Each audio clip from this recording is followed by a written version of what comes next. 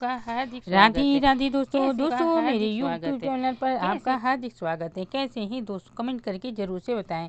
आशा करती हूँ स्वस्थ और मस्त होंगे। दोस्तों आज हम बात करेंगे आषाढ़ मास कृष्ण पक्ष एकादशी की। आषाढ़ मास कृष्ण पक्ष एकादशी को योगिनी एकादशी कहते हैं।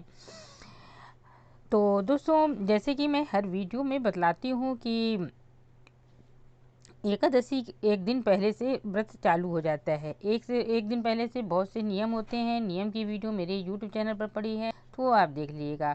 और एकादशी के दिन सुबह उठें, स्नान वगैरह करें और विष्णु के रूप जैसे कृष्ण भगवान है, लड्डू गोपाल हैं और भी जो कृष्ण भगवान के अवतार की यदि आपके पास फ़ोटो है तो उनकी अपना उठिए, स्नान कराइए, उनको अच्छे अच्छे वस्त्र पहनाइए और भगवान को अच्छे से श्रृंगार कीजिए और उनको भोग लगाइए। भोग फल का, फलाहारी सामान का ही इस दिन लगाएं और ख़ुद भी फलाहार ही करें।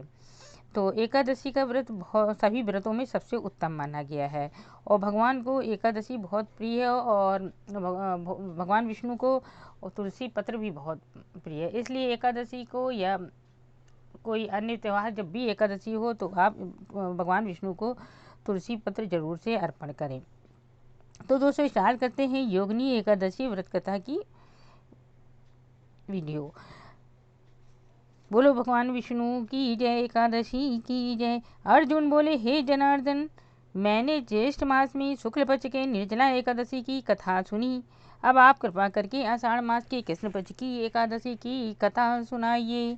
इस एकादशी का नाम क्या है तथा महात्म्य क्या है, सो सब वर्णन कीजिए। श्री कृष्ण भगवान बोले हे कुंती नंदन, आषाढ़ मास के कृष्ण पक्ष की एकादशी का नाम योगिनी है। इसके व्रत से समस्त पाप नष्ट हो जाते हैं। ये व्रत इस लोक में भोग तथा परलोक में मुक्ति देने वाला है। हे पार्थ, ये एकादशी तीनों लोकों में प्रसिद्ध है। इसके व्रत से पाप नष्ट हो जाते हैं। आपसे पुराण में कही हुई कथा कहता हूँ, ध्यान पूर्वक सुनो। अलकापुरी नाम की नगरी में कुबेर नाम का एक राजा राज्य करता था। वह शिव भक्त था। उसकी पूजा करने के लिए हेममाली पुष्प लाया करता था। माली के विशालाक्षी नाम की अत्यंत सुंदर स्त्री थी। एक दिन वह मनोमान सरोवर में पुष्प ले आया, परंतु काम सख्त होने के कारण पुष्पों को रखकर अपनी स्त्री के साथ रमण करने लगा और दोपहर तक न गया। तब राजा कुबेर को उसकी राह देखते देखते दोपहर हो गई, तो उसने क्रोध पूर्वक अपने सेवकों को आज्ञा दी कि तुम लोग जाकर हेममाली का पता लगाओ कि वह अभी तक पुष्प क्यों नहीं लाया। जब सेवकों ने उसका पता लगा लिया तो वह कुबेर के पास जाकर कहने लगे, हे राजन, वह माली अभी तक अपनी स्त्री के साथ रमण कर रहा है। सेवकों की इस बात को सुनकर कुबेर ने हेममाली को बुलाने की आज्ञा दी। डर से कांपता हुआ सेवकों की इस बात को सुनकर कुबेर ने हेममालिनी को बुलाने की आज्ञा दी। डर से कांपता हुआ हेममाली राजा कुबेर के सन्मुख उपस्थित हुआ। उसे देखकर राजा कुबेर को अत्यंत क्रोध आया। उसके होंठ फड़फड़ाने लगे। उसने कहा, अरे पापी महानीच कामी, तूने मेरे परम पूजनीय ईश्वरों के भी शिव जी के अनादर किया है। मैं तुझे शाप देता हूँ, तू स्त्री का वियोग भोगेगा, मैं त्रिलोक में जाकर कोढ़ी होगा। कुबेर के शाप से वह उसी क्षण स्वर्ग में पृथ्वी पर आ गिरा और कोढ़ी हो गया।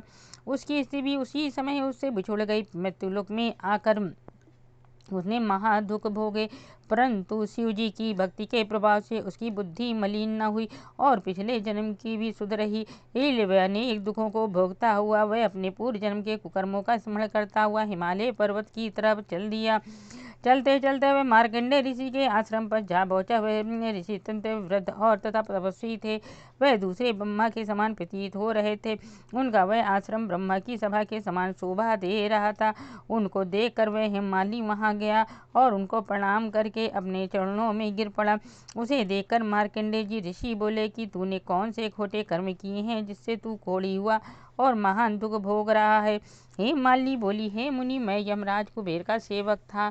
मेरा नाम हेममाली है। राजा की पूजा के लिए मैं नित्य प्रति पुष्प लाया करता था। एक दिन अपनी स्त्री के साथ विहार करते करते देर हो गई और दोपहर तक पुष्प लेकर ना पहुंचा। तब उन्होंने मुझे शाप दिया कि तू अपनी स्त्री का वियोग और मृत्युलोक में जाकर कोढ़ी बनकर दुख भोग। इस प्रकार मैं कोढ़ी हो गया और तथा पृथ्वी पर आकर असहनीय कष्ट भोग रहा हूँ। अतः कृपा करके आप कोई ऐसा उपाय बतलाएं जिससे मेरी मुक्ति हो। इस पर मार्कंडेय जी ऋषि बोले, हे मालिनी, माली, तूने मेरे सम्मुख सत्य वचन कहे हैं, इसलिए मैं तेरे उद्धार के लिए एक व्रत बताता हूँ।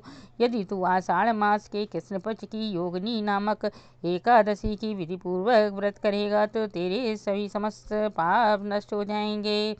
इस पर हेममालिनी बहुत प्रसन्न हुई और मुनि के वचनों के अनुसार योगिनी एकादशी का विधि पूर्वक व्रत करने लगा। इसके प्रभाव से कुछ ही समय बाद वह फिर से अपने पुराने रूप में आ गया और अपनी स्त्री के साथ विहार करने लगा। हे राजन, इस योगिनी एक की कथा का फल 88 सहस्त्र ब्राह्मणों को भोजन कराने के बराबर है। इसके व्रत से समस्त पाप नष्ट हो जाते हैं। अंत में मोक्ष प्राप्त करके प्राणी स्वर्ग को भागीदार होता है। व्यक्ति को पूजा आदि धर्म कार्यों में आलस्य या प्रमाद नहीं करना चाहिए, बल्कि मन को संयम में रखकर सदैव ईश्वर की सेवा में तत्पर रहना चाहिए। इस कलयुग में कोढ़ जैसे रोग से मुक्ति पाने के लिए मनुष्य को योगिनी एकादशी का व्रत श्रद्धा पूर्वक करना चाहिए। बोलो एकादशी की जय, भगवान विष्णु की जय। आपको वीडियो अच्छी लगे तो इसको लाइक शेयर जरूर से कीजिए। कमेंट में राधे राधे हर हर हरि हरि ओम हरि जरूर से लिखिएगा। चलिए अगली वीडियो मिलते हैं। राधे राधे।